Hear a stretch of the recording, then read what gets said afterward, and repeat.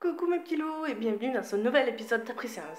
Aujourd'hui, on va revenir à l'enfance car on va parler des jeux traditionnels qu'on faisait dans la cour. Comme par exemple les jeux à gage. Bon, allez, sans plus tarder, je vous laisse découvrir la bande-annonce. Nous, on se retrouve juste après.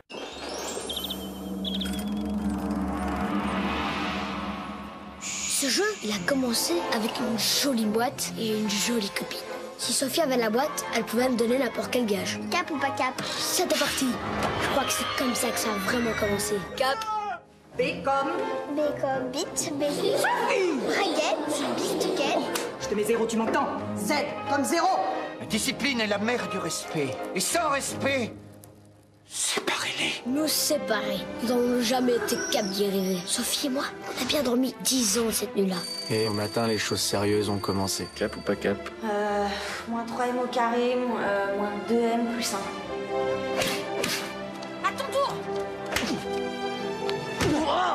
Embrasse-moi. Je voudrais me marier. T'es d'accord? Elle est d'accord. Bravo. Tu vas être témoin à mon mariage. Julien Antoine Janvier, consens-tu à prendre pour épouse Christelle Louise Bouchard? Julien? Oh, c'était juste une blague. C'est quoi ça? Julien, je peux bouger?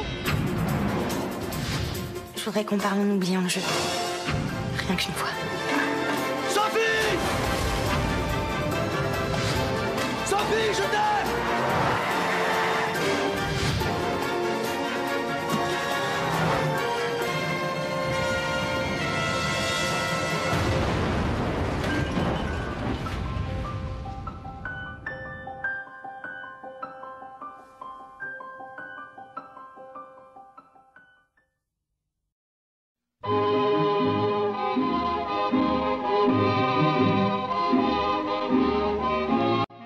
Pour faire court, c'est l'histoire d'un petit garçon dénommé Julien qui a une mère malade et dont les jours sont comptés.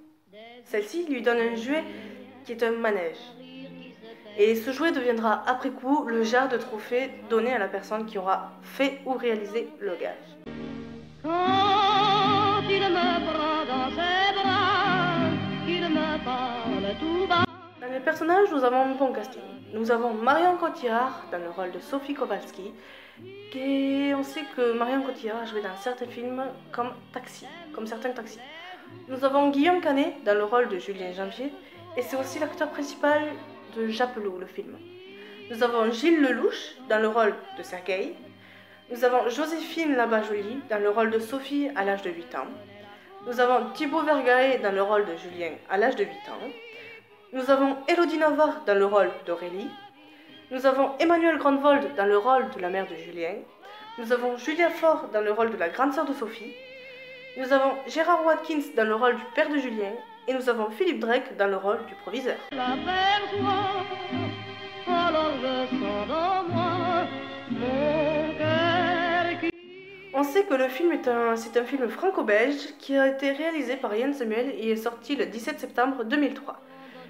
Pour moi, le film est complet. Les acteurs interprètent bien le rôle. Ce qu'il y a en plus, c'est que le film possède des genres de chapitres. Ici, il y en a 4. Donc, premièrement, on a la Manche. Deuxièmement, on a la Revanche. Troisième, on a la Belle. Et quatrième, on a la DRDR. De plus, c'est que l'on voit aussi Julien d'un point de vue extérieur, mais on a l'histoire contée par lui-même, d'un point de vue intérieur. Donc, on peut entendre ce qu'il ressent et cela nous permet d'être plus empathique avec le personnage de Julien. Il est entré dans mon cœur une part de... Des musiques, nous avons une principale qui ressort et qui se nomme La Vie en Rose. Elle a été interprétée par Edith Piaf.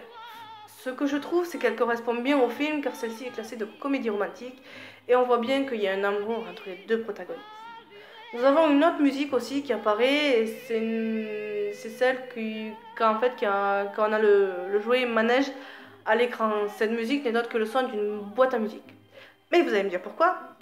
Car elle pourrait nous rappeler la musique douce et calme et apaisante entre les moments d'action du film.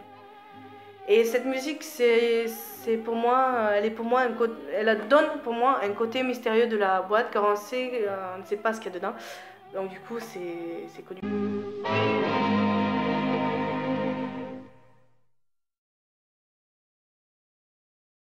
conclure, je trouve que le film est bien, il est assez immersif, on se prend rapidement au jeu des acteurs et on arrive à être, ils arrivent à être émouvants. Personnellement, j'ai même eu une boule au ventre à la fin de celui-ci. Le petit moins, c'est que je n'ai pas trop compris la fin du film. On reste un peu dans le flou en fait, on reste un peu sur sa fin, car on sait que les protagonistes ils meurent collés sous une dalle de béton, mais quelques secondes après, on les voit en maison de retraite à l'âge de 80 ans, et je n'ai pas vraiment compris pourquoi. Personnellement, je me suis fait une petite hypothèse à travers le film, c'est que est-ce que le réalisateur aurait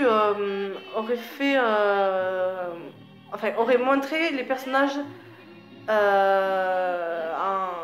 pendant leur retraite s'ils n'avaient pas fini coulés sous le béton.